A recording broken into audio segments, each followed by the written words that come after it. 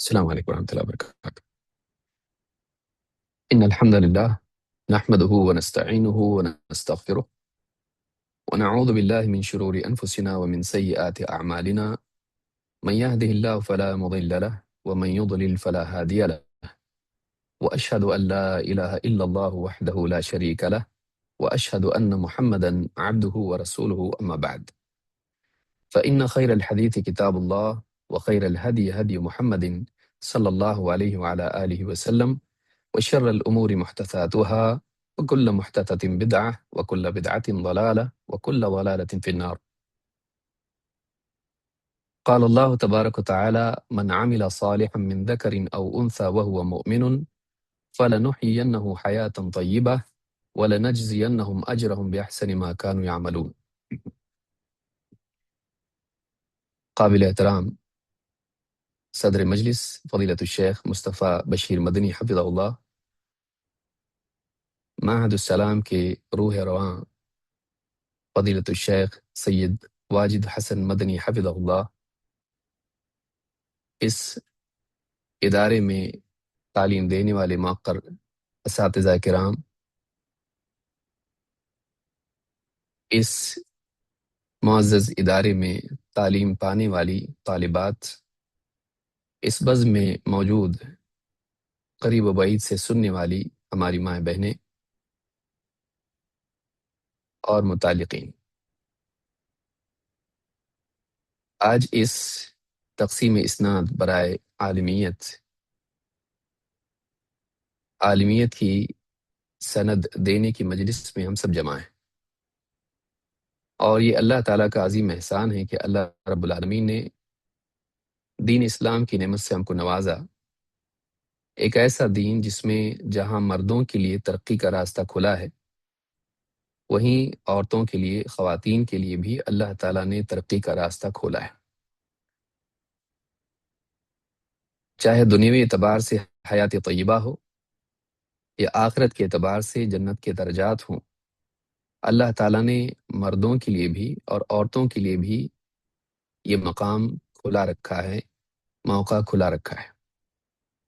قرآن کریم میں اللہ تعالیٰ فرماتا ہے: من عمل صالحا من ذکر او انثى وهو مؤمن فلنحيينه حياة طیبہ ولنجزینہم اجرہم بأحسن ما كانوا يعملون۔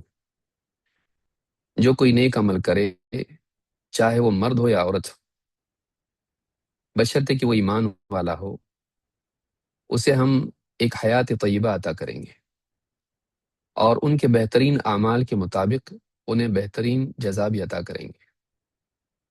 اس آیت سے معلوم ہوتا ہے کہ اللہ رب العالمین نے خاص طور سے مردوں کے ساتھ ساتھ عورتوں کا بھی ذکر کیا، اس اعتبار سے کہ ایمان اور عمل کی بنیاد پر انہیں دنیا میں حیات طیبہ اور آخرت میں جنت اور اونچے درجات اور اللہ کی طرف سے بہترین جزا دی جائے گی۔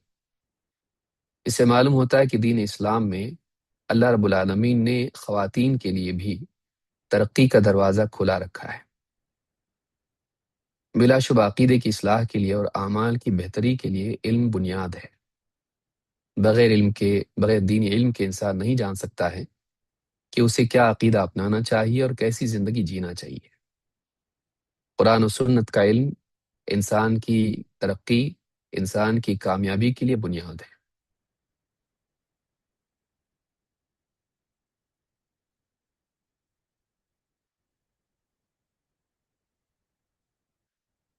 لہذا اللہ رب العالمین نے فرمایا: من عمل صالحا من ذکر او انثى وهو مؤمن فلنحيينه حياة طیبہ ولنجزینہم اجرہم بأحسن ما كانوا يعملون، کہ جو کوئی نیک عمل کرے، چاہے مرد ہو یا عورت، بشرطے کہ وہ مومن ہو، اسے ہم حیات طیبہ عطا کریں گے۔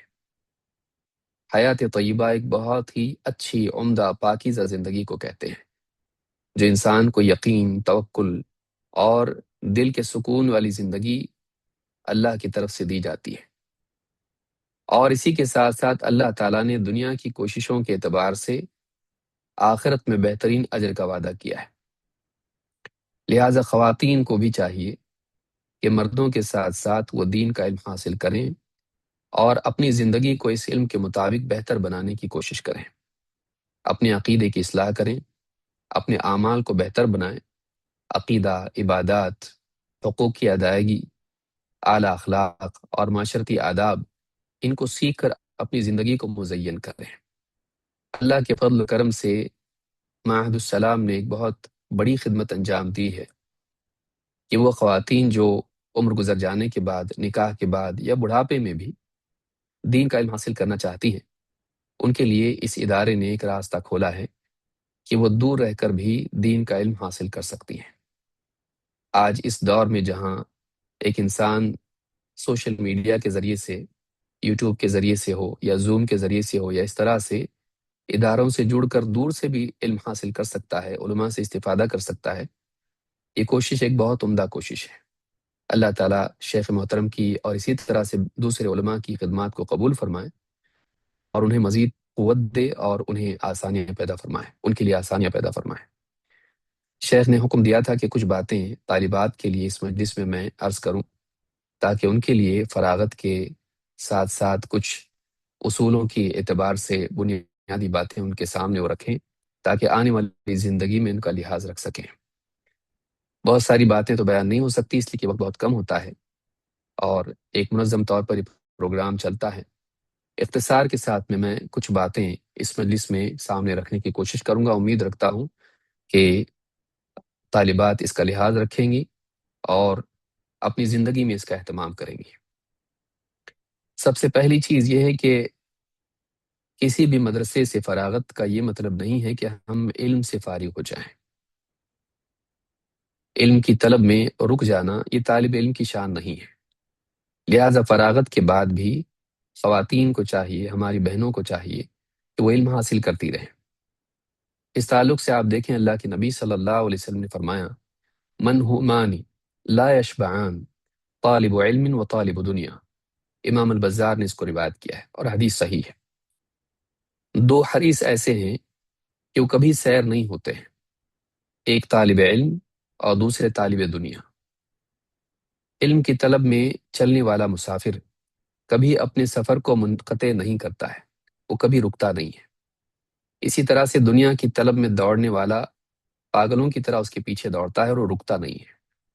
علم کی طلب میں ایک طالب علم کو چاہیے کہ فارغ ہونے کے بعد، ڈگری ملنے کے بعد، سند ملنے کے بعد بھی وہ لگاتار علم کے حصول میں مشغول رہے۔ وہ اس کو اپنے لیے علم کے سفر کا اختتام نہ سمجھے۔ ابھی وہ منزل پر نہیں پہنچا ہے، بلکہ ابھی اس نے سیکھا ہے کہ سفر کیسے کرتے ہیں۔ لہٰذا فراغت کے بعد طالب علم کو یہ بات یاد رکھنی چاہیے کہ اس نے تحقیق کے اصول سیکھے ہیں، یہ نہیں کہ سارا علم اس کے پاس آ گیا۔ لہٰذا علم مسلسل حاصل کرتے رہنا چاہیے۔ امام مالک رحمۃ اللہ علیہ فرماتے ہیں، امام مالک ابن انس رحمہ اللہ فرماتے ہیں لا ينبغي لأحد أن يكون عنده علم العلم أن يترك العلم۔ کسی انسان کے پاس اگر علم ہے تو اس کے لیے مناسب نہیں ہے کہ وہ علم حاصل کرنا چھوڑ دے۔ یعنی علم آ جانے کے بعد بھی انسان کے پاس کافی علم آ جائے اور یہ سمجھ لے کہ اب میرے پاس علم آ گیا، اب میں رک جاؤں گا، اب مجھے زیادہ علم کی ضرورت نہیں، تو ایسا انسان ناکام ہے، محروم ہے۔ اللہ تعالیٰ نے اپنے نبی سے کہا صلی اللہ علیہ وسلم وقل رب زدنی علما، اے نبی آپ اللہ تعالیٰ سے دعا کرتے ہوئے یوں کہیں اے میرے رب مجھے علم میں اور بڑھا دے۔ تو طالب علم کے لیے ضروری ہے کہ وہ علم حاصل کرتا رہے اور رکے نہیں۔ اسی طرح سے احمد ابن محمد ابن ایوب جو صاحب المغازی ہیں کہتے ہیں اجتمع الناس الى سفیان ابن عیینہ، سفیان ابن عیینہ کے پاس لوگ جمع ہوئے، فقال من احوج الناس الى هذا العلم، انہوں نے خود پوچھا لوگوں سے، کہا کہ یہ تو بتاؤ کہ لوگوں میں سب سے زیادہ علم کا محتاج کون ہے؟ فسکتوا، سب کے سب خاموش رہے۔ ثم قالوا تکلم یا ابا محمد، کہا کہ اے ابو محمد آپ ہی بتائیے۔ قال احوج الناس الى العلم العلماء، علم کے سب سے زیادہ محتاج خود علماء ہوتے ہیں۔ کیوں؟ کہا کہ وذلك ان الجهل بهم اقبح، اس لیے کہ علم والوں کے لیے جہالت، کسی معاملے میں جاہل رہ جانا، یہ بہت ہی بری چیز ہے، قبیح چیز ہے، عیب کی چیز ہے۔ لأنهم غایۃ الناس، اس لیے کہ وہ لوگوں کا مرجع ہوتے ہیں، لوگ دینی معاملات میں ان کی طرف رجوع کرتے ہیں، اور جس کی طرف رجوع کیا جاتا ہے اس کا جاہل رہنا یہ مناسب نہیں ہے، یہ بہت ہی قبیح اور بری بات ہے۔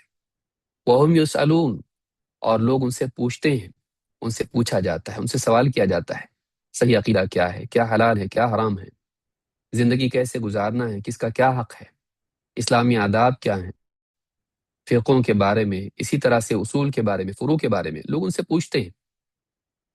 تو جن سے پوچھا جاتا ہے ان کو علم کے سفر میں رکنا نہیں چاہیے۔ لہٰذا میں طالبات سے خاص طور سے کہوں گا کہ وہ علم کے معاملے میں یہ نہ سمجھیں کہ اب ہمارے پاس ڈگری آ گئی، اب ہمارے پاس سند آ گئی، اب ہم بن گئے۔ علم کا سفر مرنے تک جاری رہتا ہے، انسان کو چاہیے کہ وہ ہر آن سیکھتا رہے۔ دوسری چیز جس کا ان کو لحاظ رکھنا چاہیے وہ یہ کہ وہ اس سند کو تکبر اور اپنے آپ پر، اپنے علم پر ناز کرنے کی سند نہ بنائیں۔ اکثر ہوتا یہ کہ انسان کے پاس کوئی ڈگری آ جاتی ہے، اس میں گھمنڈ آ جاتا ہے، اس میں بڑائی آ جاتی ہے کہ میں بھی کچھ ہوں۔ انسان جب یہ سمجھ لیتا ہے کہ میں بھی کچھ ہوں تو وہ جس سطح پر تھا اس سے نیچے اتر آتا ہے۔ اللہ کے نبی صلی اللہ علیہ وسلم نے تواضع کا حکم دیا ہے اور فخر کرنے سے منع کیا ہے۔ آپ نے فرمایا ان اللہ اوحى الی ان تواضعوا، اللہ تعالیٰ نے مجھے اس بات کا حکم دیا ہے، میری طرف اس بات کی وحی کی ہے کہ تم لوگ تواضع اختیار کرو، حتی لا یفخر احد علی احد، یہاں تک کہ تم میں سے کوئی کسی پر فخر نہ جتا ہے۔ امام مسلم نے اس کو روایت کیا ہے۔ اس حدیث سے معلوم ہوتا ہے کہ انسان کو تواضع اختیار کرنا چاہیے، دوسروں پر فخر نہیں کرنا چاہیے۔ ہم اپنے اطراف دیکھتے ہیں بہت سے لوگوں کے پاس علم نہیں ہے، ڈگری نہیں ہے، سند نہیں ہے، انہیں عبارات پڑھنی نہیں آتی ہیں، انہیں عربی نہیں آتی ہے، انہیں قرآن کی تفسیر معلوم نہیں، انہیں حدیث کے معنی معلوم نہیں، انہیں فقہی احکام معلوم نہیں، انہیں حدیث کے فقہ کے اصول معلوم نہیں۔ جب ہم دیکھتے ہیں کہ ہمارے اطراف ایسے لوگ اور ہم کو معلوم ہے تو ایک اعتبار سے اندر سے خوشی کے ساتھ ساتھ گھمنڈ بھی پیدا ہوتا ہے۔ ایک مومن کو چاہیے، ایک طالب علم کو چاہیے کہ اللہ تعالیٰ کے دیے ہوئے علم پر وہ شکر کرنے والا ہو، فخر کرنے والا نہ ہو، وہ اللہ کی اس نعمت پر شکر کرنے والا ہو۔ ایسا نہ ہو کہ وہ اس نعمت کو پانے کے بعد لوگوں پر اپنی بڑائی جتانے والا ہو۔ اللہ کے نبی صلی اللہ علیہ وسلم فرماتے ہیں وَثَلَاثٌ مُهْلِكَاتٌ، تین چیزیں ایسی ہیں جو ہلاک کرنے والی ہیں، تین چیزیں ایسی ہیں جو ہلاک کرنے والی ہیں، هوى متبع وشح مطاع واعجاب المرء بنفسه۔ امام طبرانی نے الاوسط میں اس کو روایت کیا ہے اور یہ حدیث حسن درجے کی ہے۔ آپ نے فرمایا تین چیزیں ہلاک کرنے والی ہیں۔ ایک، ایسی خواہش جس کی انسان پیروی کرنے لگے، اپنی طرف سے فلسفہ گھڑ لے اور خود ہی اس کو فالو کرنے لگے، اپنی رائے کے پیچھے چلنے لگے، جو اس کے دل میں صحیح لگتا ہے، جو اس کو حق لگتا ہے بس اسی کو فالو کرنے لگے، کسی کی سنے نہیں۔ آدمی اپنی طرف سے ایک بدعت ایجاد کرے، ایک عقیدہ گھڑ لے، ایک اصول بنا لے اور اسی کو فالو کرنے لگے۔ ہوا متبع وشح مطاع، اور ایسی لالچ جس کا انسان غلام بن جائے، دنیا کی لالچ، عہدے کی لالچ، شہرت کی لالچ، انسان کسی چیز کی لالچ اس کے دل میں پیدا ہو، ایسی لالچ جو بخل کو اپنے ساتھ لیے ہوئے ہو، جو دوسروں کے لیے اس چیز کو نہیں دیکھنا چاہتا جو اس کو چاہیے۔ شح مطاع، وہ ایسا غلام اس کا بن جائے کہ جہاں وہ لالچ اسے لے جائے وہ جانور کی طرح بندھا ہوا رسی میں اس کے پیچھے چلنے لگے، وہ مفادات کے پیچھے دوڑنے والا بنے، اصولوں کو نظر انداز کر دے۔ تین، وہ اعجاب المرء بنفسه، یہ کہ انسان اپنے آپ کو کچھ سمجھنے لگے، اپنے آپ کو بڑا سمجھنے لگے، میں بھی کچھ ہوں۔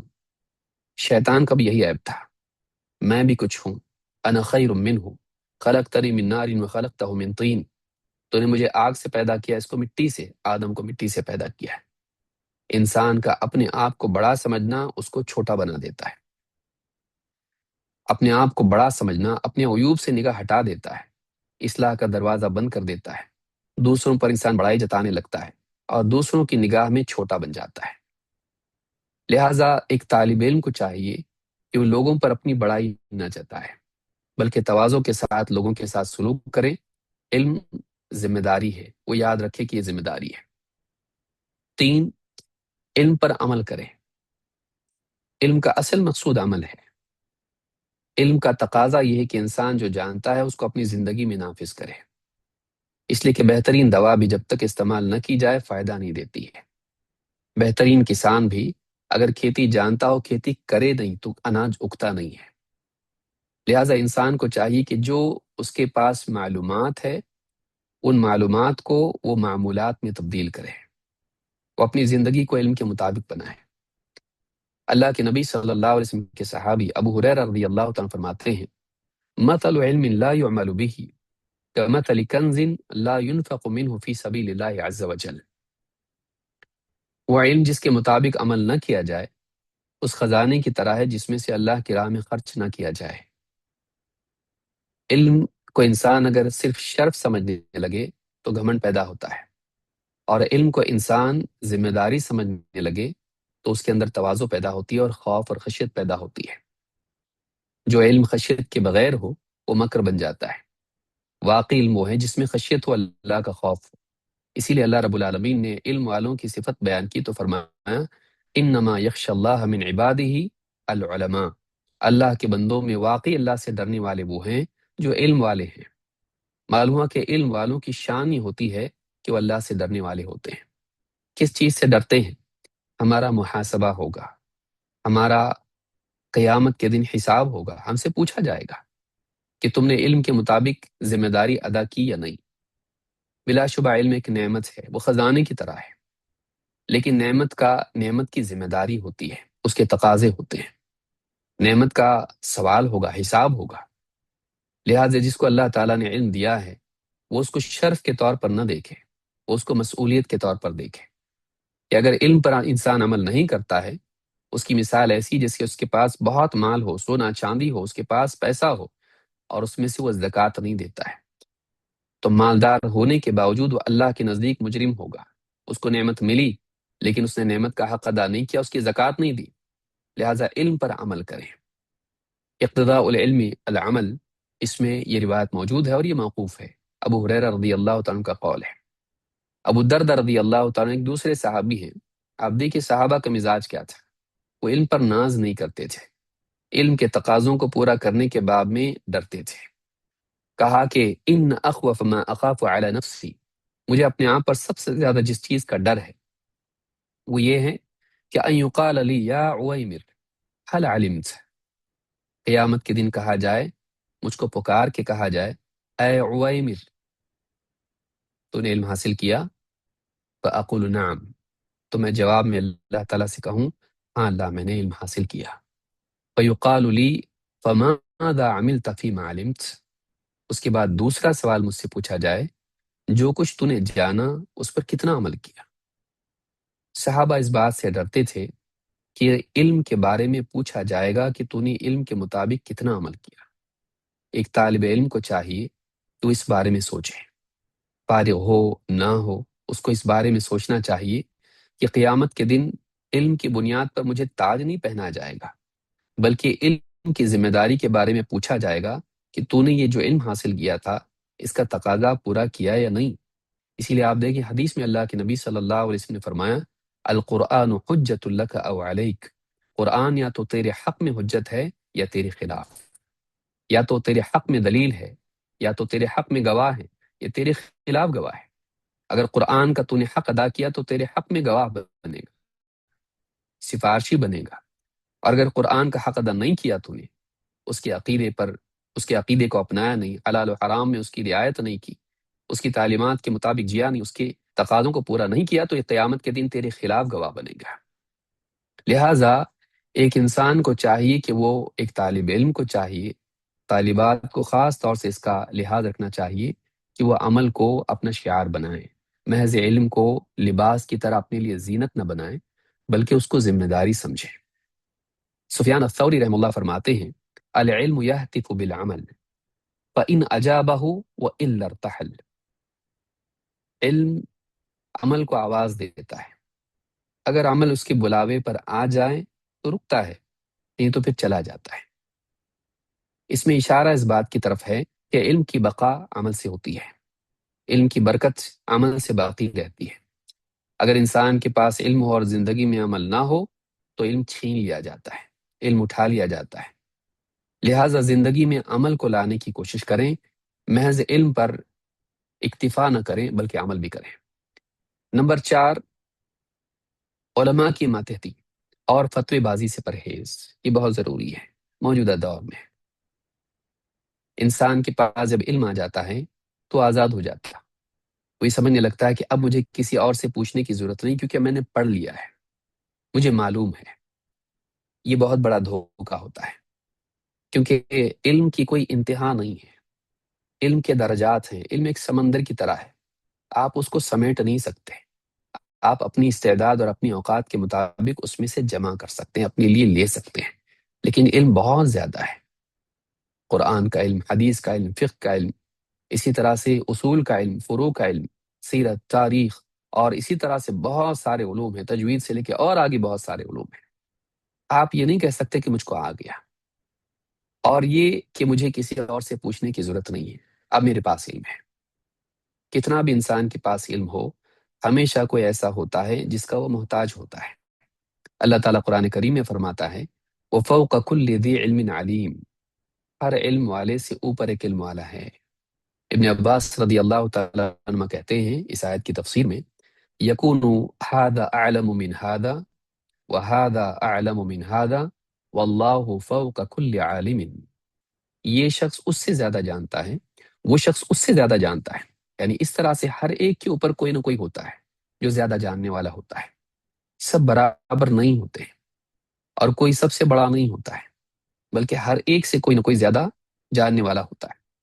واللہ فوق کل عالم، اور اللہ تعالیٰ سارے عالموں سے اوپر ہے، کیونکہ اللہ سب کچھ جاننے والا ہے، سب کچھ جاننے والا کوئی نہیں، نبی بھی سب کچھ نہیں جانتے ہیں۔ اسی لیے آپ دیکھیں موسیٰ علیہ السلام نے جب کہا کہ سب سے زیادہ زمین پر جاننے والا میں، تو اللہ تعالیٰ نے ان کو خضر کے پاس بھیجا کہ ایک بندہ ہے جس کے پاس وہ علم ہے جو تمہارے پاس نہیں ہے۔ لہٰذا انسان کو یہ بات یاد رکھنا چاہیے کہ اس کے پاس ہمیشہ ایسا ہوگا کہ بہت ساری باتیں اس کو معلوم نہیں ہوگی۔ ہم سب کے سب کسی نہ کسی معاملے میں جاہل ہوتے ہیں، اور ہم کو ایک دوسرے کی احتیاج ہوتی ہے، لہٰذا ہم کو اس بات پر مکتفی نہیں ہونا چاہیے، اکتفا نہیں کرنا چاہیے کہ اب ہم کو آ گیا ہے، اب ہم کسی سے پوچھیں گے نہیں، بلکہ ہم کو علماء سے پوچھنا چاہیے، اور علماء کی ماتحتی میں رہنا چاہیے، علماء کی ماتحتی میں رہنا چاہیے۔ اللہ تعالیٰ قرآن کریم میں فرماتا ہے فَاسْأَلُوا أَهْلَ الذِّكْرِ إِن كُنتُمْ لَا تَعْلَمُونَ، اگر تم نہیں جانتے علم والوں سے پوچھو۔ اہل الذکر کون ہیں؟ جو اللہ کی طرف سے آئی ہوئی نصیحت کے جاننے والے۔ اس آیت کے سیاق میں اہل کتاب سے پوچھنے کی بات ہو رہی ہے۔ مشرکین مسلمانوں کو نہیں مانتے تھے، نبی صلی اللہ علیہ وسلم کو نہیں مانتے تھے، لیکن اہل کتاب کو وہ مانتے تھے، تو کہا گیا کہ تم جاننے والوں سے پوچھو۔ اگر ان کے لیے وہ ہیں تو ہمارے لیے ہمارے علماء ہیں، جن کو اللہ رب العالمین نے ذکر کا علم دیا ہے۔ قرآن کے بارے میں اللہ نے فرمایا ان ہوا الا ذکر للعالمین، یہ سارے عالمین کے لیے ذکر ہے۔ اسی طرح سے نبی کریم صلی اللہ علیہ وسلم کے خطبے کے بارے میں، آپ کی نصیحت کے بارے میں بھی اللہ تعالیٰ نے فرمایا کہ فَاسْعَوْا إِلَىٰ ذِكْرِ اللَّهِ وَذَرُوا الْبَيْعَ، جمعہ میں آپ خطبہ دیا کرتے تھے، سارے مسلمانوں کو اذان کے وقت میں آپ کی نصیحت کی طرف جانے کی بات کہی گئی۔ قرآن و سنت کا علم یہ ذکر ہے، انسان کے لیے اللہ کو یاد دلانے والا علم، لہٰذا علماء سے جڑے رہنا چاہیے، اور کبھی اس بات کو نہیں سمجھنا چاہیے کہ ہم کو آ گیا، اب ہم کو کسی سے پوچھنے کی ضرورت نہیں ہے۔ ایسا کرنا ادھورے علم کے ساتھ میں لوگوں میں مرجع بن جانا، لوگوں کو سکھانے والا بن جانا، جبکہ ہم کو پوری طرح سے بھی آیا نہیں ہے، اور علماء سے مستغنی ہو جانا، آزاد ہو جانا، یہ فتنے کا دروازہ ہے۔ اللہ کے نبی صلی اللہ علیہ وسلم نے بعد کے دور میں جو گمراہی آئے گی، اس میں یہی اصل اور یہی سبب بتایا ہے۔ آپ نے فرمایا ان اللہ لا ينزع العلم بعد ان اعطاکموہ انتزاعا، علم دے دینے کے بعد اللہ تعالیٰ علم کو تم سے یوں ہی چھین نہیں لے گا کہ بس دلوں سے علم غائب ہو گیا، ایسا نہیں ہوگا۔ علم دینے کے بعد اللہ تعالیٰ علم کو تم سے یوں ہی چھین نہیں لے گا، بلکہ وَلَكِنْ يَنْتَزِعُهُ مِنْهُمْ مَا قَبْضِ الْعُلَمَاءِ بِعِلْمِهِمْ، بلکہ اللہ تعالیٰ بندوں سے علم کو اٹھائے گا تو اس طور پر کہ ایک ایک کر کے علماء کو ان کے علم کے ساتھ دنیا سے اٹھاتا چلا جائے گا۔ آج ایک عالم گیا، کل دوسرا گیا، پرسوں تیسرا گیا، ایک کے بعد ایک عالم دنیا سے چلے جائیں گے، اور عالم کے ساتھ میں اس کے دل میں جو قوت فکر تھی، اس کے دل میں جو استنباط کی صلاحیت تھی، اس کے دل میں جو بہت سارا علم تھا، یہ سارا علم اس کے ساتھ چلا جائے گا۔ کتابیں باقی رہیں گی، لیکن کتابوں کو سمجھانے والے چلے جائیں گے۔ اگر کتابوں کو سمجھانے والا نہ ہو تو کتابیں انسان اپنے طور پر سمجھ لے تو یہ گمراہی کا دروازہ کھول لیتا ہے۔ ایک ایک کر کے دنیا سے علماء چلے جائیں گے، اور اس کے بعد ہوگا کیا؟ آپ نے فرمایا فَيَبْقَى نَاسٌ جُهَّالٌ، اس کے بعد بس جاہل قسم کے لوگ رہ جائیں گے۔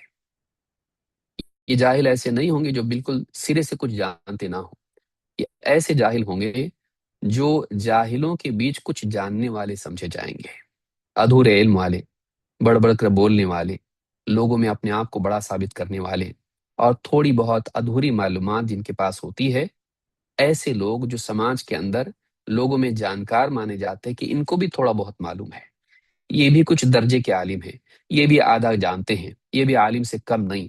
اس طرح کے لوگ جو سماج میں ہوتے ہیں جن کے پاس اصول اور بنیادی علوم نہ ہو، ایسے لوگ لوگوں کا مرجع بن جائیں گے۔ فَيَبْقَى نَاسٌ جُهَّالٌ، لوگوں میں جاہل قسم کے لوگ بچ جائیں گے۔ يُسْتَفْتَوْنَ فَيُفْتُونَ بِرَأْيِهِمْ، لوگ ان سے پوچھیں گے، سوالات پوچھیں گے، عقیدے کے، احکام کے، عبادات کے، معاملات کے، اصول کے، فروع کے سوالات ان سے پوچھیں گے، جواب کیسے دیں گے؟ ان کے پاس علم نہیں ہوگا، ان کے پاس دلائل نہیں ہوں گے، ان کے پاس رائے ہوگی۔ جب ان کے پاس نصوص نہیں ہوں گے، دلائل نہیں ہوں گے، تو اپنے دل سے بنا کر وہ جواب دینے لگیں گے، اپنی رائے سے، اپنی عقل سے، جو ان کو صحیح لگتا ہے، میری رائے میں ایسا ہے، شاید ایسا ہوگا، مجھے ایسا لگتا ہے، بنا بنا کر لوگوں کو جواب دیں گے۔ فَيُفْتُونَ بِرَأْيِهِمْ، وہ اپنی رائے سے لوگوں کو فتوے دیں گے۔ نتیجہ کیا ہوگا؟ فَيُضِلُّونَ وَيَضِلُّونَ، وہ دوسروں کو بھی گمراہ کریں گے اور خود بھی گمراہ ہو جائیں گے۔ اپنے اس غلط عمل کے ذریعے سے وہ بھٹک جائیں گے، اور ان کے غلط فتووں کی وجہ سے لوگ بھٹک جائیں گے۔ طالبات کے لیے خاص طور سے یہ فتنہ ہے کہ وہ یہ سمجھنے لگیں کہ اب ہم کچھ بن گئے ہیں، اب ہم بولیں گے، اب ہم سکھائیں گے، اب ہم کو کسی سے پوچھنے کی ضرورت نہیں ہے، ہم کو آگے ہمارے پاس سند ہے۔ کتنا بھی علم آ جائے، ہمیشہ آپ دیکھیے صحابہ اتنے سارے تھے، بڑے بڑے صحابہ تھے، کچھ باتیں ان کو معلوم نہیں ہوتی تھیں تو ایک دوسرے کے پاس جاتے تھے، ایک ایک حدیث کے لیے سفر کرتے تھے، جبکہ ان کے پاس علم ہوتا تھا، لیکن تأکد کے لیے کہ واقعی جیسے مجھے معلوم ہے ویسے ہی حدیث ہے یا مجھ سے سمجھنے میں کچھ غلطی ہوئی ہے، اپنی حدیث کی پختگی کے لیے، اپنے علم کی پختگی کے لیے بھی وہ دوسروں سے پوچھتے تھے۔ تو چاہے اگر ہم کو معلوم ہو، ہم نے کتابیں پڑھ لی ہوں، ہم نے کورسز کر لیے ہوں، لیکن اس کے باوجود بھی ہمیں چاہیے کہ ہم اہل علم سے جڑے رہیں اور ان کی ماتحتی میں رہیں، آزاد نہیں۔ ہم اپنی گاڑی میں علماء کو نہ بٹھائیں، علماء کی گاڑی میں ہم بیٹھیں، اس کو یاد رکھیے۔ بہت سے لوگ کیا کرتے ہیں، اپنے ساتھ علماء کو لے لیتے ہیں تاکہ علماء ان کے لیے سٹیمپ بن جائے کہ ان کی تائید ہم کو ہے۔ نہیں، علماء کو اپنے ساتھ تائید کے لیے نہیں لیا جاتا ہے، ہم کو علماء کے ماتحت ہونا پڑتا ہے، ان علماء کے تابع ہونا پڑتا ہے، اور زندگی کے مختلف مسائل میں جب بھی کوئی دقت پیش آئے ہم کو علماء سے پوچھنا پڑتا ہے۔ تو علماء سے پوچھتے رہنا یہ انسان کے لیے سعادت ہے۔ پانچویں چیز اس سلسلے میں کہوں گا وہ یہ، اور یہ علمی میدان سے ہٹ کے ایک اعتبار سے ہے اور آج کے دور کے لیے بہت بڑی ضرورت ہے، وہ یہ کہ طالبات، بہت سو کے نکاح ہوئے ہیں، بہت سو کے نہیں بھی ہوئے ہیں، وہ گھر گرہستی کو بھی سیکھیں، گھر کی ذمہ داریاں ادا کریں۔ بعض اوقات ایسا ہو جاتا ہے کہ میں علم والی ہوں، وہ گھر میں سب کے لیے فتوے دینے والی بن جاتی ہے، یہ حلال، وہ حرام، یہ جاہل، وہ کافر، وہ مشرک، اور اس طرح سے لوگوں کے درمیان وہ گھر کا کام کاج نہیں کرے گی، گھر میں کھانا بنانا سے لے کے ذمہ داریاں ادا کرنا نہیں کرے گی، لیکن سب کو فتوے دے گی۔ اس کی وجہ سے سسرال ہو یا اس کا اپنا گھر ہو، اس کے اندر اس کی عزت کم ہو جاتی ہے۔ جو اپنی ذمہ داری نہ نبھائے، گھر کی ذمہ داری نہ نبھائے اور لوگوں کے سامنے بڑھ بڑھ کر باتیں کرنے لگے، ایسے انسان کی بات قبول نہیں کی جاتی ہے۔ خواتین کو میں خاص طور سے کہوں گا، اگر شوہر ہے، شوہر کی خدمت کریں، اس کی خدمت کریں، اس کی تابعداری کریں، اس کا اکرام کریں، اس کا احترام کریں، اور اسی کے ساتھ ساتھ گھر کی ذمہ داریاں نبھائیں۔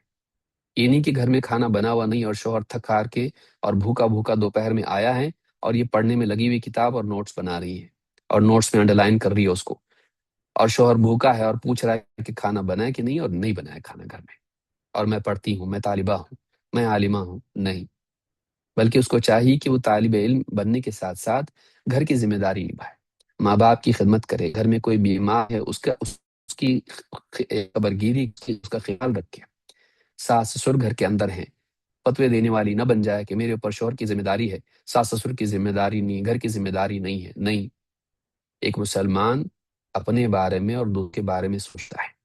ایک عورت جو علم والی ہے، ہم کو یہ سکھایا گیا ہے کہ ارحموا من فی الارض یرحمکم من فی السماء، تم زمین والوں پر رحم کرو، آسمان والا تم پر رحم کرے گا۔ ہم کو تو پورے زمین والوں کے ساتھ رحم کا سلوک سکھایا گیا ہے۔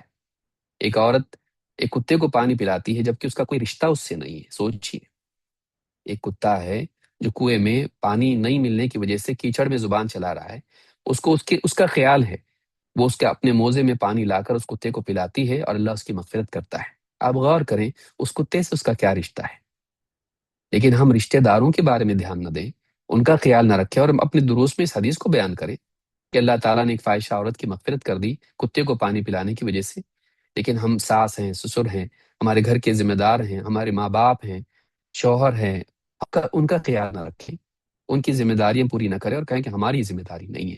تو آپ کی ذمہ داری ہے کیا پھر؟ لوگوں کو صرف فتویٰ دینا، لوگوں کے اوپر بڑی باتیں کرنا، بیان بازی کرنا؟ نہیں، خواتین کے لیے بہت بڑی چیز ہے۔ آج بہت سارے نکاح اس وجہ سے بھی ٹوٹ رہے ہیں کہ ہماری بہو ایسی کہ سب کو فتویٰ دیتی ہے، درس دیتی ہے، لیکن کھانا نہیں دیتی ہے، خدمت نہیں کرتی ہے، لیکن بحث کرتی ہے، گھر میں سب سے بحث کرنا، ہر مسئلے پر بحث کرنا، ایسا نہیں ایسا ہے، تم جاہل ہو، تم فلاں ہو۔ نہیں، اپنے بڑوں کا احترام کرنا، گھر میں لوگوں کا احترام کرنا، تواضع کے ساتھ رہنا، ان کی خدمت کرنا، ان سے محبت کا سلوک کرنا، ان کے دکھ درد میں ان کا خیال رکھنا، ان کے کام آنا، ہر ایک کا لحاظ رکھنا۔ جب عورت اس طرح سے کرتی ہے، اس کی بات میں وزن پیدا ہوتا ہے، اس کی بات میں قوت پیدا ہوتی ہے، لوگوں کے دلوں میں آپ کی نفرت ہو، اور پھر آپ دلائل کے ساتھ لوگوں کے سامنے حوالہ بھی دیں اس کے اندر، لوگ آپ کی بات نہیں مانتے ہیں۔ ایک بڑا طبقہ انسانیت کا ایسا ہے جو احسان مندی اور محبت کے جذبے کے تحت لوگوں کی بات مانتا ہے، چاہے آپ دلیل دیں یا نہ دیں۔ تو آپ اس بات کو یاد رکھیے۔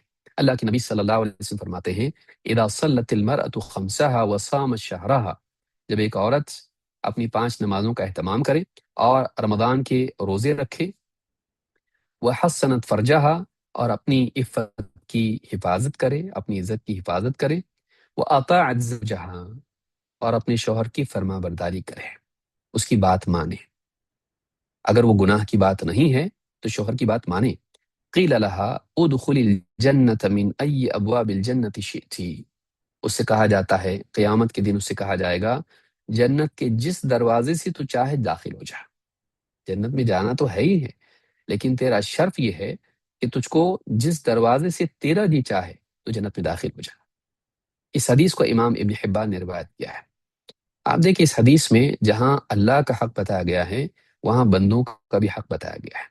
شوہر کا حق ادا کرے، اللہ کا حق ادا کرے، نمازوں کا اہتمام کرے، روزوں کا اہتمام کرے، اور پھر اپنی عزت کی حفاظت کرے اور اپنے شوہر کی اطاعت کرے، اس کی بات مانے، ہر بات پر اس سے بحث کرنا، ہر بات پر اس کی نافرمانی کرنا شوہر کے دل میں بیوی کی نفرت پیدا کر دیتا ہے، بیوی کے لیے نفرت پیدا کر دیتا ہے۔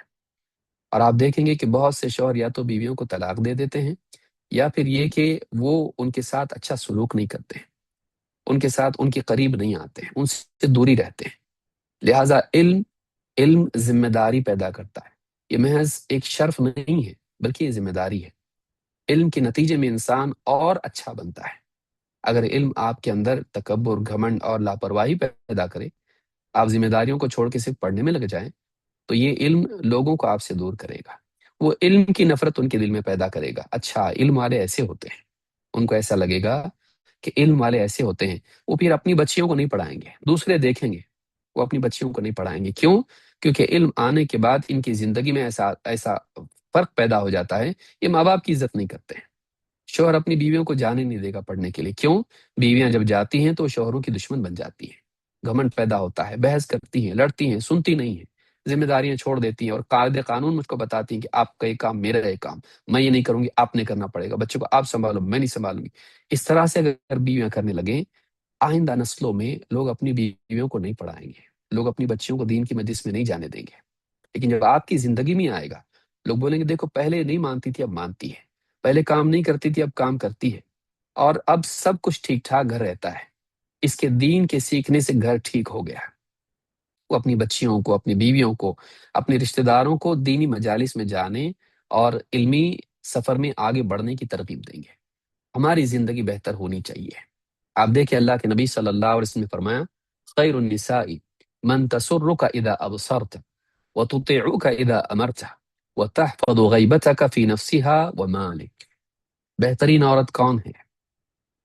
بہترین عورت کون ہے؟ ابن تیمیہ کی طرح بحث کرنے والی، امام شافعی کی طرح بحث کرنے والی، دلائل دینے والی؟ نہیں، وہ اپنی جگہ ایک خیر ہے، لیکن اصل چیز کیا ہے؟ عورت کے لیے کیا بتایا گیا؟ من تسرک اذا ابصرت، شوہر سے کہا گیا تو اسے دیکھے تو تجھے خوشی ہو، اس کے اخلاق کی وجہ سے، اس کی سیرت کی وجہ سے، اس کی دینداری کی وجہ سے، تو اسے دیکھے تو تجھے خوشی ہو کہ اللہ نے ایسی نعمت مجھ کو دی ہے، کیسی اچھی بیوی اللہ نے مجھ کو دی ہے۔ من تسرک اذا ابصرت وتطيعك اذا امرت، اور جب تو حکم دے تو تیری بات مانے، ہر بات میں تو تڑاک نہ کرے، بحث نہ کرے، نافرمانی نہ کرے، لاپرواہی نہ برتے، وہ تیری بات مانے۔ وتحفظ غیبتک فی نفسها ومالک، اپنی ذات میں اور تیرے مال میں، تیری غیر موجودگی میں حق یاد رکھے اور حفاظت کرے، اپنی عزت کی حفاظت کرے، تیرے مال کی حفاظت کرے۔ لہٰذا عورتوں کو، یہ طبرانی کی روایت ہے اور یہ روایت صحیح ہے، خواتین کو چاہیے، ہماری طالبات کو چاہیے، ہماری بچیوں کو چاہیے کہ وہ دین کا علم حاصل کریں، لیکن اپنی ذاتی زندگی میں چاہے وہ ماں باپ کے ساتھ رہتی ہوں یا شوہر کے پاس رہتی ہوں، نکاح ہوا ہو یا نہ ہوا ہو، وہ اپنے گھروں کو بہتر بنانے کی کوشش کریں، اخلاق و ادب سے، خدمت کے ذریعے سے اپنے گھر کو بہتر بنائیں۔ اب دیکھیں حضرت عائشہ رضی اللہ تعالیٰ عنہ نبی صلی اللہ علیہ وسلم اعتکاف میں ہوتے تھے اور اپنے مسجد ہی سے آپ گھر میں اپنا سر کر دیتے، حضرت عائشہ آپ کا سر دھوتی، کنگھی کرتی آپ کو۔ حضرت فاطمہ رضی اللہ تعالیٰ عنہ کو دیکھیں، چکی پیستی تھی، آٹا پیسنے کی وجہ سے، چکی استعمال کرنے کی وجہ سے ہاتھوں میں چھالے پڑ گئے تھے، خدمت کرتی تھی، حضرت علی کی خدمت کرتی تھی، گھر کے کام کاج کرتی تھی۔ خادم مانگنے گئی، اللہ کے نبی صلی اللہ علیہ وسلم نے خادم بھی نہیں دیا، گھر پہ رات میں آ کر بتایا کہ خادم سے بہتر چیز یہ ہے کہ تم رات میں سوتے وقت میں 33 مرتبہ سبحان اللہ، 33 مرتبہ الحمدللہ اور 34 مرتبہ اللہ اکبر کہو، یہ تمہارے لیے خادم سے بہتر ہے۔ اتنی محنت کرتی تھی، خود کام کرتی تھی گھر کا۔ آج گھروں میں خادم ہوتا ہے لیکن پھر بھی عورتیں کام نہیں کرتی ہیں، بتائیے شوہر کیسے خوش ہوگا؟ ازدواجی زندگی کیسے بہتر بنے گی؟ مدارس کی طرف لوگ کیوں بھیجیں گے؟ نہیں بھیجیں گے۔ لہٰذا میں ہماری بچیاں جن کا نکاح نہیں ہوا ہے یا وہ خواتین جن کے نکاح ہو چکے ہیں اور وہ کسی نہ کسی اعتبار سے علم سے جڑی ہیں، ان سے میں کہوں گا اور خاص طور سے کہوں گا کہ وہ اس بات کا اہتمام کریں، اپنے گھروں کو بہتر بنائیں۔ بچیوں کو ماں باپ پڑھاتے ہیں، کھانا بنانا نہیں سکھاتے، گھر گرہستی نہیں سکھاتے ہیں، شادی ہونے کے بعد وہ جاتی ہیں اور ان کو پڑھنا لکھنا تو آتا ہے لیکن کھانا بنانا نہیں آتا ہے، ساس کی خدمت وہ نہیں کرتی ہیں، اور پھر بعد میں ہوتا ہے کہ گھر میں سب ان کے دشمن بن جاتے ہیں، نفرت کرتے ہیں، پھر شوہر کے سر پر سارا گھر مسلط ہو جاتا ہے اور شوہر کو اس کی برائیاں بتاتے ہیں، شوہر اس کو ڈانٹتا ہے، پھر یہ گھر والوں کو بتاتی ہے، گھر والے بیچ میں کود آتے ہیں، گھر والے بیچ میں کود پڑتے ہیں اور سارا معاملہ خراب ہو جاتا ہے اور نکاح خراب ہوتا ہے، پھر یہ ناراض ہو کے میں کے آ جاتی ہے، پھر شوہر کہتا ہے وہیں رہو، میں لینے کے لیے نہیں آؤں گا، پھر کورٹ میں جاتے ہیں اور کتنے معاملات بگڑ جاتے ہیں۔ بچیوں کو کھانا پکانا سکھائیں، بچیاں جو علم حاصل کر رہی ہیں یہ بھی سیکھیں کہ کھانا کیسے بناتے ہیں، کپڑے کیسے فولڈ کرتے ہیں، گھر کے نظام کو کیسے صاف ستھرا رکھتے ہیں، یہ ساری چیزیں اس کو سیکھیں، بچوں کی تربیت کیسے کی جاتی ہے، ساری چیزیں شوہر کے لیے، شوہر کے دل میں پہنچنا ہے تو پیٹ کے راستے سے اس کا دروازہ ہوتا ہے، گھر کے اندر آپ ذمہ داریوں کو نبھائیں۔ تو یہ جو چیزیں ہیں یہ نہیں ہوں گی اگر، تو نکاح پر اثر پڑے گا۔ تو علم کے ساتھ ساتھ اس میں بھی دھیان دیں، اس میں بھی دھیان دیں، اور اس کو بھی خاص طور سے میں بیان کر رہا ہوں کیونکہ ہمارے پاس فون آتے ہیں، لوگ ہم سے بات کرتے ہیں اور کئی نکاحوں میں یہی چیز ملتی ہے، یا تو بحث بازی ملے گی، لڑنا جھگڑنا، نافرمانی، بدتمیزی، یا پھر یہ ملے گا کہ وہ کام نہیں کرتی ہے۔ تو یہ دونوں چیزیں، ان کا خاص لحاظ رکھیں۔ چھٹی اور آخری چیز جو میں بیان کروں گا وہ یہ کہ علم انسان کے اندر علو پیدا کرتا ہے، میں بڑا ہوں، مال والوں سے بھی زیادہ بڑا گھمنڈ علم والوں کا ہوتا ہے۔ اگر گھمنڈ آئے تو علم انسان کے اندر بڑائی پیدا کرتا ہے، کیونکہ مال والے بھی، بادشاہ بھی علم والوں کے محتاج ہوتے ہیں۔ کیا کرنا ہم کو نہیں معلوم، اور خاص کر کے نبوی علم انسان تجربے سے بھی حاصل نہیں کر سکتا، اس کو پڑھنا پڑتا ہے، اس کو سیکھنا پڑتا ہے، دلائل اس کی جمع کرنے پڑتے ہیں۔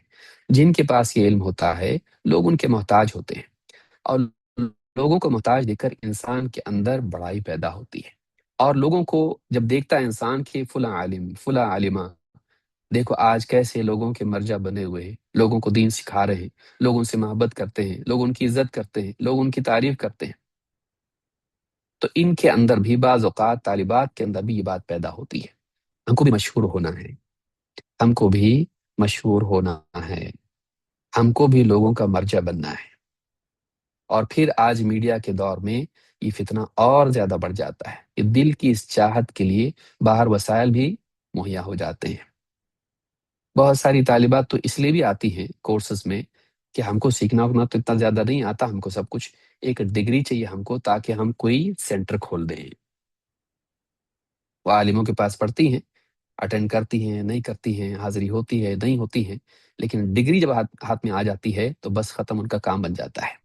اب اس کے بعد میں کون عالم اور کس سے کیا لینا، کون سا مدرسہ، کون کس سے پوچھنا ہے، نہیں، اب وہ بالکل علامہ بن جاتی ہے، اور پھر وہ ایک سینٹر اپنا کھول لیتی ہے، اور وہاں وہ پڑھاتی جو سیکھی بھی نہیں ہے، پھر وہاں تفسیر بھی کرے گی، فتاوی بھی دے گی، اور بلکہ بعض اوقات پھر وہ اتنی آگے نکل جاتی ہے کہ علماء کے فتاوی ان کے سامنے جب رکھے جاتے ہیں، لیکن بڑے بڑے شیخ ابن عثیمین تو ایسا کہتے ہیں، شیخ البانی ایسا کہتے ہیں، یا فلاں عالم صاحب آپ کے استاد ایسا کہتے ہیں، تو کہتی ہیں ان سے زیادہ ہم کو معلوم ہے، یا ان کے پاس دلیل نہیں ہے، ان کا قول مرجوح ہے، ہمارے پاس جو ہے وہ زیادہ صحیح ہے۔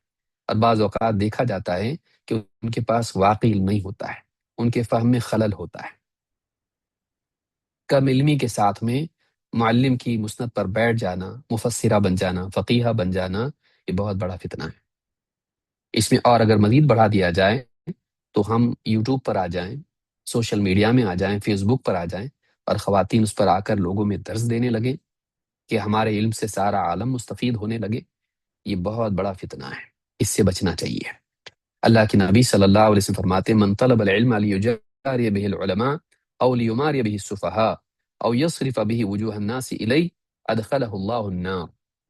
امام الترمذی نے اس کو روایت کیا ہے، اور مختلف الفاظ کے ساتھ دوسری کتابوں میں بھی حدیث آئی ہے۔ آپ نے فرمایا جو شخص اس لیے علم حاصل کرے کہ علماء کی برابری کرے، لیجاری به العلماء، بعض روایت میں لیباہی آیا ہے کہ فخر کرے ان کی برابری کر کے، مقابلہ آرائی ان سے کرے، ان جیسا بننا چاہے، ان کا لیول پانا چاہے، اس اعتبار سے نہیں کہ واقعی علم، اللہ کے ہاں مقام، آخرت میں جنت اور درجات، یہ نہیں، لوگوں کے سامنے، دنیا میں، دنیا کی پوزیشن کے اعتبار سے، کہ لوگوں میں ہم کو بھی ویسا گنا جائے، شمار کیا جائے جیسے علماء کو شمار کیا جاتا ہے، ہمارے سامنے آگے پیچھے بھی القاب لگیں۔ اس لیے اگر کوئی علم حاصل کرتا ہے او لیماری به السفہاء، یا کم سمجھ لوگوں کے ساتھ میں بحث بازی کر کے ان کو کنفیوز کرنے کے لیے، شک میں مبتلا کرنے کے لیے علم حاصل کریں، کہ لوگوں پر اپنا دبدبہ جتانے کے لیے، دیکھو تم کو کچھ بھی نہیں آتا ہے، جواب دے کے دکھاؤ، ہمارے پاس یہ علم ہے، دیکھو ہم نے کتنا سیکھا ہے، کیا آتا تم کو، یا ان کو کنفیوز کر دے، بتاؤ کیا ہے صحیح جواب، اور وہ بالکل چوہا اور بلی والا معاملہ ہو جائے، ایسا لوگوں کے ساتھ کھیلے۔ او یصرف به وجوہ الناس الیہ، یا پھر یہ کہ لوگوں کے چہرے اپنی طرف پھیرنے لگے، کہ لوگ ہم کو دیکھیں، ہاں یہ فلاں ابن فلاں، فلاں بنت فلاں، اتنا علم ہے ان کے پاس، ماشاء اللہ، لوگ دیکھ کر آشش کریں، لوگ چہرے دیکھتے رہ جائیں ہمارے، لوگ پلٹ پلٹ کے ہم کو دیکھیں، لوگ آ کے ہم سے آٹوگراف لیں، لوگ ہم سے آ کے ہمارے فین بنے گئے، ہم بھی آپ کے فین ہیں۔ یہ جو فتنہ اس دور کا ہے، یہ بہت بڑا فتنہ ہے، یہ مردوں میں بھی ہے، عورتوں میں بھی ہے۔ اگر ایسا کوئی کرتا ہے، چاہتا ہے کہ لوگ اس کو دیکھیں، لوگوں کے چہرے اپنی طرف پھیر لیں، کہ لوگ میری مانیں، میری سنیں، میری طرف آئیں، میرے درس میں آئیں، اگر اس طرح کا مجھ کو شہرت ملے، مجھ کو شہرت ملے، اگر یہ چاہت پیدا ہوتی ہے، اس کے لیے ایک ہی راستہ ہے، اللہ کے پاس ایک ہی جگہ ہے، اللہ کے نبی صلی اللہ علیہ وسلم نے فرمایا ادخلہ اللہ النار، اللہ جہنم میں داخل کرے گا اس کو۔ کیا فائدہ ہوا علم کا؟ کیا فائدہ ہوا علم کا؟ سارا علم حاصل کر کے اللہ والا علم، قال اللہ قال رسول اللہ، سب کچھ جمع کر کے جہنم میں جانا، حاصل کیا ہے اس پہ؟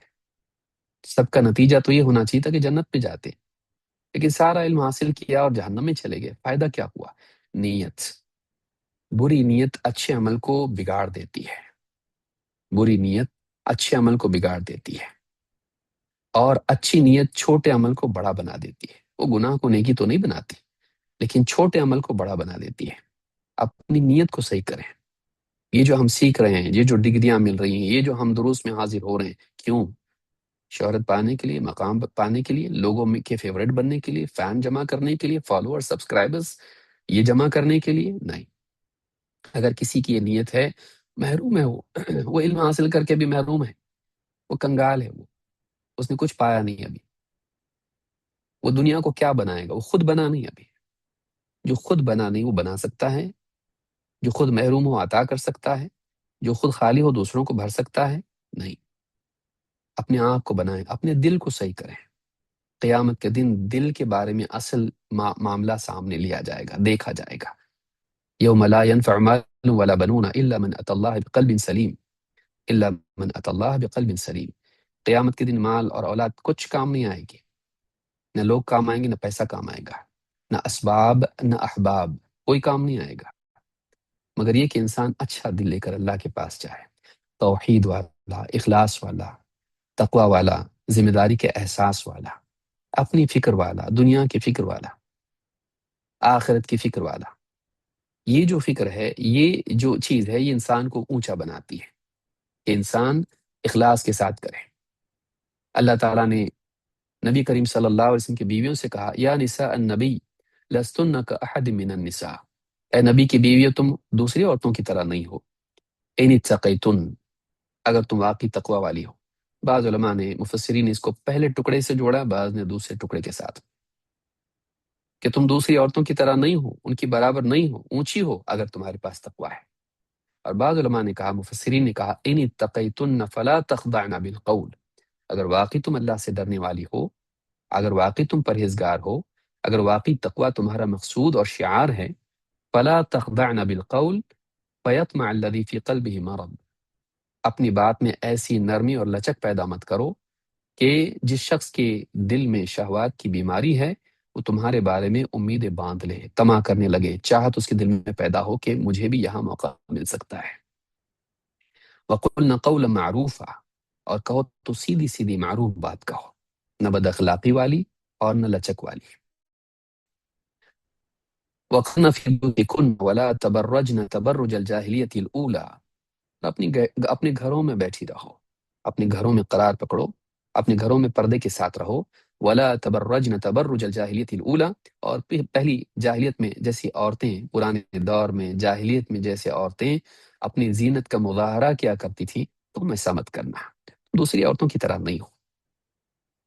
علم والے دیندار عورتیں اپنے وقار کو، اپنے مقام کو سمجھیں، ان کی بات میں، ان کی ذات میں پردہ ہونا چاہیے، حیا ہونی چاہیے، اپنے آپ کو چھپانا ہونا چاہیے، نمایاں کرنا نہیں ہونا چاہیے۔